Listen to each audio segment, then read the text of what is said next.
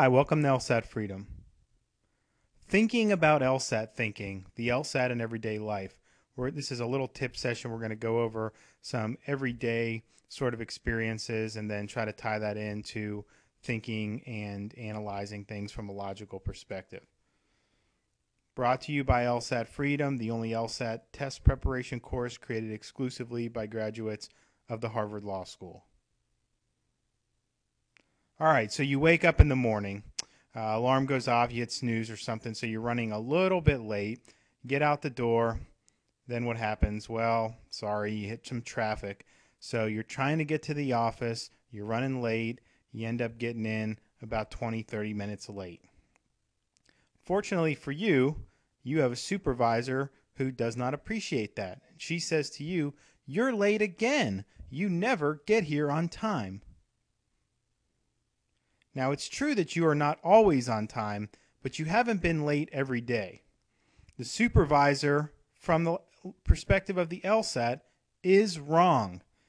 It's not the case that you never get here on time, because if you've gotten to work on time just once, then the supervisor's statement is not logically valid based on the evidence. At the same time, bringing up her logical fallacy might not be the best course of action for you. But it just goes to show people who commit mistakes frequently, they can be accused of "you always do this" or "you always do that." And that's fine in everyday life because we kind of understand what they're trying to say and what point they're trying to get across. But on the LSAT, if they say "you never" or "you always," that means 100%, no doubt about it.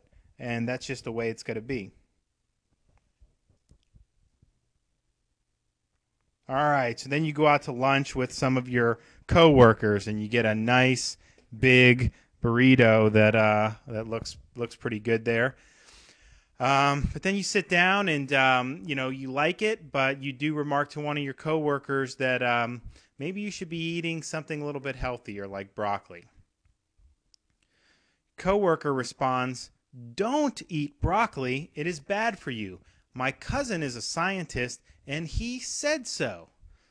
So the question is this a legitimate appeal to authority? And you see this a lot in everyday life. If someone is arguing with you about something or bringing up a point, then they'll be like, "Oh, well, so-and-so said so," or "this person said so," who's some type of authority. And the question is that legitimate? And from a logical perspective, you can appeal to authority for certain things.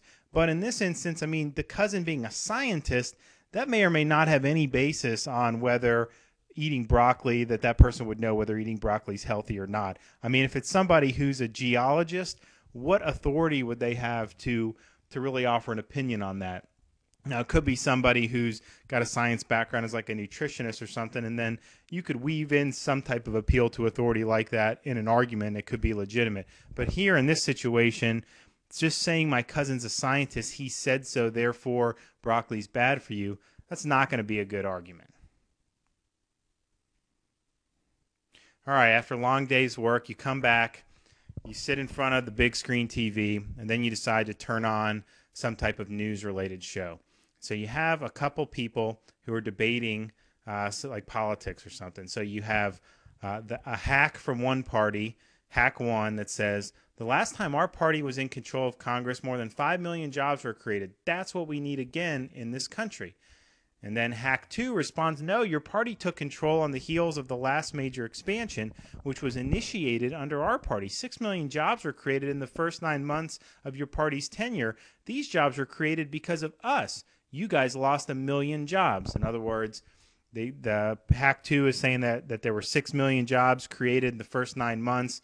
Hack 1 is saying they've created 5 million total. So basically doing the math, Hack 2 is saying that they must have lost 1 million jobs then, because they essentially, his party handed them 6 million jobs.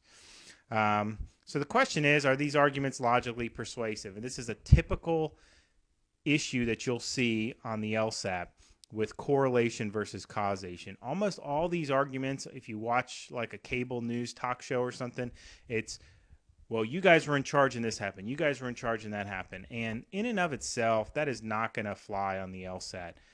If you're going to make a causal argument, you need to show that there was some reason why X caused Y. So the fact that Hack's two party was in power when there was a expansion, that doesn't necessarily mean that Hack 2's party being in power caused the expansion. And obviously they're both making causal type of arguments. And really the only evidence we have in this back and forth is a correlation. So it's not clear that this would be logically persuasive. Nevertheless, this is pretty much what you would see if you turned on your TV screen.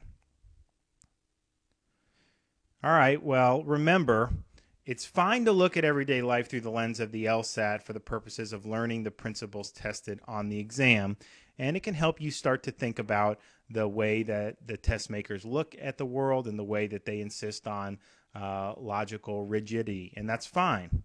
But don't make a habit of it. Nobody likes being around a stuffy logician. If you're correcting people in everyday conversation because someone says that maybe a sports team always loses on the road, and you say, well, actually, they did win one game last year on the road, probably not going to go over well. Nobody likes to be corrected for little things when the point they're trying to make is readily discernible for people who are listening. On the LSAT, that would be wrong if there was even one victory, but nevertheless. So just keep that in mind. So this is a little brief synopsis about thinking about LSAT thinking. We have more of this on our website, www.lsatfreedom.com. We have a workbook on everyday LSAT thinking and a tutorial that explains some of the issues that we bring up in there. So we wish you the best of luck on the LSAT, and thanks for tuning in.